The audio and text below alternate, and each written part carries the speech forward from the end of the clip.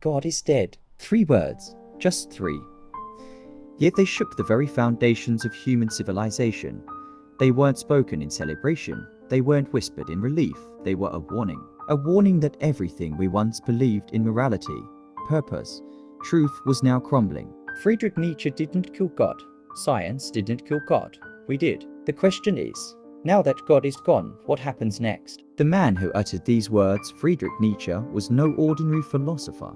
He was a seer of chaos.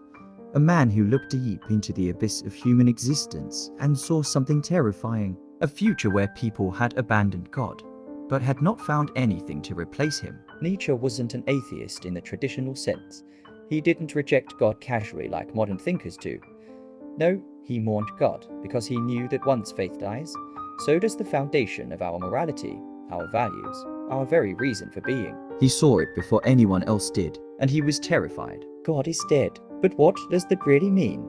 Did Nietzsche believe that a divine being once existed and then just died? No, he meant something much deeper. For thousands of years, human civilization was built on the belief in a higher power.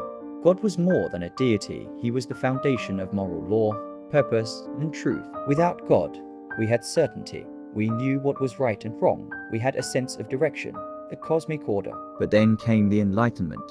Science, reason, logic. We stopped needing God to explain the universe, and slowly, faith began to die. But when faith dies, meaning dies with it. Nietzsche saw a world without God as a world on the edge of the abyss, a world of nihilism, a world where nothing matters, where there is no good or evil, no higher purpose, just an empty void. And that's what scared him the most. Without God, what's left? Nietzsche warned that the death of God would lead to a terrifying problem: nihilism. Nihilism means nothing matters. There is no purpose, no meaning, no morality. It is the ultimate existential crisis. And look around you.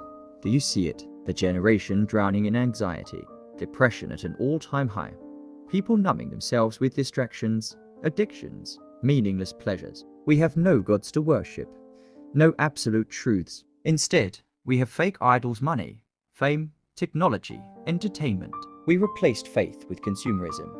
We replaced purpose with pleasure. We are lost, just as Nietzsche predicted. But Nietzsche didn't just warn us. He gave us a challenge. If God is dead, then it is up to us to become the creators of our own values. He called this the rise of the Übermensch, the overman. The Übermensch is the one who refuses to sink into nihilism.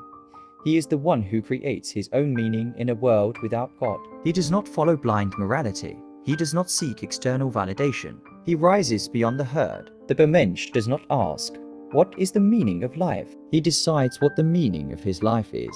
It is the ultimate act of power, the birth of a new kind of God. And Nietzsche's challenge to us is simple. Will you choose meaning, or will you let the abyss consume you? Look at the world today. Are we the Übermensch, or are we the very thing Nietzsche feared? A society trapped in nihilism, a people who have no gods, no purpose, no real direction. We claim to be free, but are we? Or are we just slaves to a new religion, one of algorithms, likes, and endless distractions? Nietzsche's words were not just philosophy.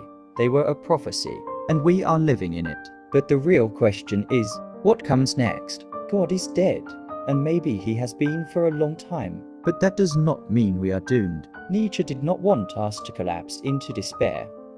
He wanted us to wake up, to stop looking for meaning in the past and start creating it in the present. The challenge is ours. Will we drown in nihilism, or will we rise? The choice is yours.